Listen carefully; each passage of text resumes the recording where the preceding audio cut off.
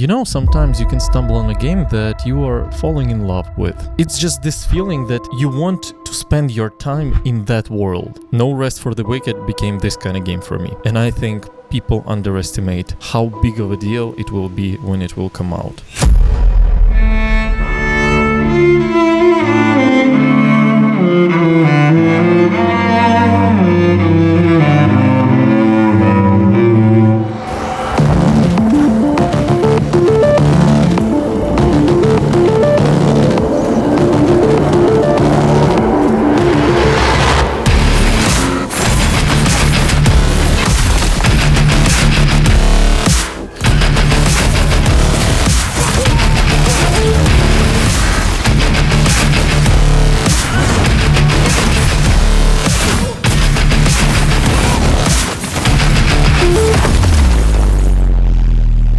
No Rest for the Wicked is a Souls-like ARPG. If you like gorgeous visuals, intricate, interconnected world design, Souls-like combat and difficulty, combined with ARPG build crafting and loot, with a touch of Animal Crossing, I suggest you keep on watching because this game will be interesting for you. Right now it's in early access and it should be released somewhere in 2026. Maybe early 2027. But if the developers will deliver on everything that they want, this game is going to be a really huge deal. It is being created by independent developer Moon Studios, which created an Ori franchise. Probably a video on that game will come at some point. You know the feeling when sometimes you boot up a new game and immediately you realize that this will be something that you will be playing for a while. On January 22nd, this game will have a new update, which will include co-op and many new things that they added into the game. I'm 30 hours in and I think I barely finished even half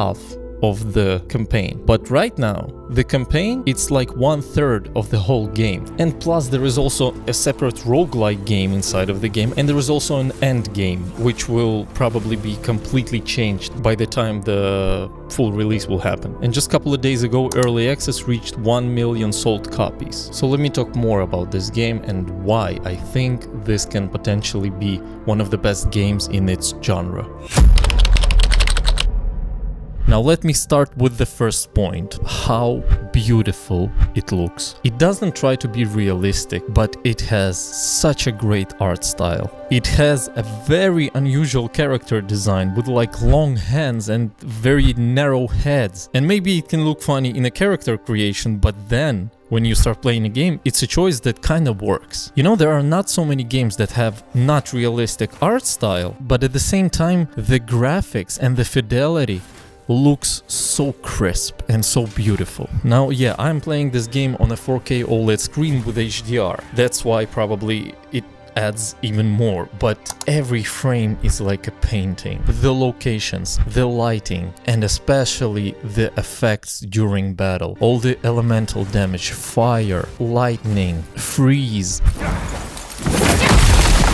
You know, before playing this game, I didn't really appreciate the fidelity in video games, because we all got tired from all those Unreal Engine 5 games where, yes, everything is sharp and crisp, but at the same time it became kind of a standard. For some reason, in No Rest for the Wicked, the visuals, they really stand out. Maybe because it doesn't have this realistic feeling. I just want to play this game because of how it looks. And when you actually get into combat and see all of the effects, all of the elemental damage effects, punchiness when you kill someone, the blood just when you freeze someone and then you kill him while he's frozen, he just breaks apart on these small bloody icicles. If you have the ability to play in HDR, I really suggest to do that. The cinematics in this game look like a truly animated movie made by Disney. And let me tell you something, they have actual Disney animators working on that. Maybe these are like former Disney workers or something, but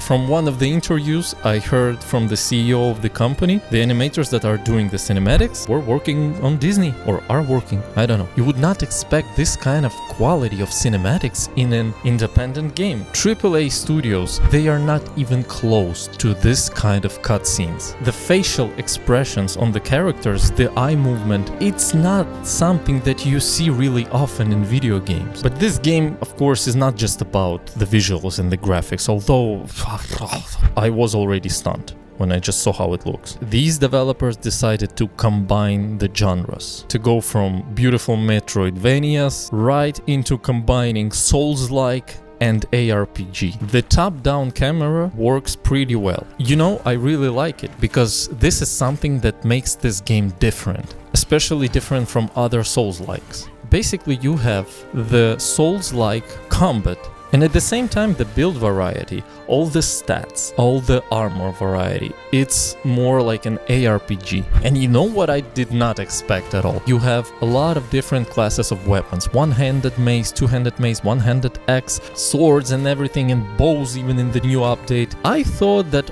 all of them will have the same moveset, like different one-handed axes will have the same moveset. But no, each different kind of weapon from the same class of weapons has different moveset. I was really shocked with it because I thought that I have to try only one weapon from each class to understand whether I like the moveset. But no, I could find a different weapon in the same class and then I'm like, damn. So for me it opened up even more possibilities in terms of combos and builds and everything. Currently in this game you level up your character same as you do in all the Dark Souls and Souls-likes. But the developers said that they will be changing that because this limits the player from trying out new things during one run. They will actually have a system of like mastery. So basically you have a weapon and when you use that weapon, you are gaining mastery in that weapon. I think that will work so much better because, for example, you mastered like one weapon, you mastered daggers, but then you found a weapon that you really like. You decided that you want to try to master that weapon. So basically what do you have to do is to just kill more enemies with that weapon. We will not be locked from using weapons because of our stats. By the way, what's interesting on how I really bought this game is I'm working as a freelance video editor, and once a client reached out to me to make a short. It didn't really work out, I couldn't implement his vision, but he paid me like $30 or something, $35, because that was a very easy job. Like I spent 1 hour on doing that. It turned out that that guy is working for Moon Studios and he is working on the art of the character design. I realized that and I said to him that, oh, I actually was thinking about buying that game. And then he said, well, you can buy this game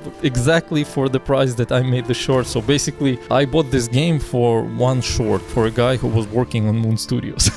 That was funny. And now I want to talk about the courage of doing things differently in video game industry. If you remember all the Souls-likes or all the ARPGs, like any genre that you can take, a lot of the times the companies, they do the same mechanics in like a different presentation. If the mechanics are good, like in Souls-likes, it works. But here, Moon Studios, they are not afraid of trying out something new. Like for example, usually you have a death run. When you die, you lose your stuff in the place that you died and you have to go there and pick up your stuff. All the enemies respawn. You know the drill. Recently I've played Silksong. It's an amazing game. One of the best games of the year. It's also so beautiful and I will probably make a video about it. I'm currently on the last boss of the first chapter, the last judge. I need to prepare myself mentally to persist through that run back.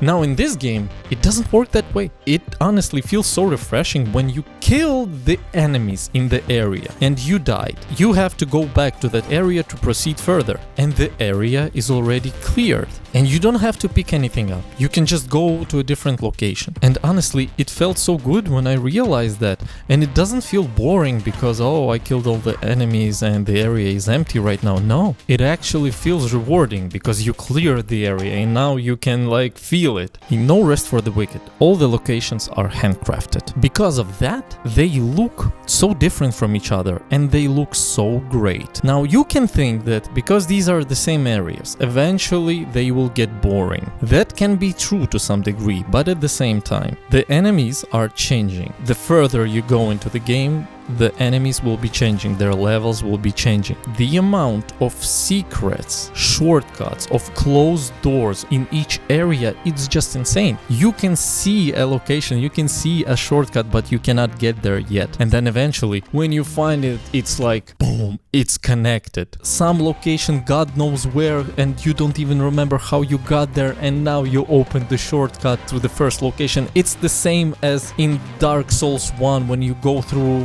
hell, through everything, and then you find a shortcut to Firelink Shrine. You're like, what the f is that? And this game delivers this feeling very often. Only because it's handcrafted, it can deliver this kind of experience. I just really like to be in that game. They decided to do a handcrafted world in this kind of game. They tried and they succeeded, in my opinion. It's an early access. They are trying a lot of different things. From the update to update, they can change mechanics completely. Even in this state that this game is right now, it's already very, very impressive. I'm like a little bit jealous to the people that will only find this game when it will be released. The developers are always listening to the community, to what the players are saying, to what they want to change, to what are the most requested features. Like, for example, I'm playing the beta of the new update. So this is early access and they have a beta for the new update that will come out pretty soon in January. That update has co-op, and I haven't experienced co-op, but from what I read on Reddit, it's like one of the best implementations of co-op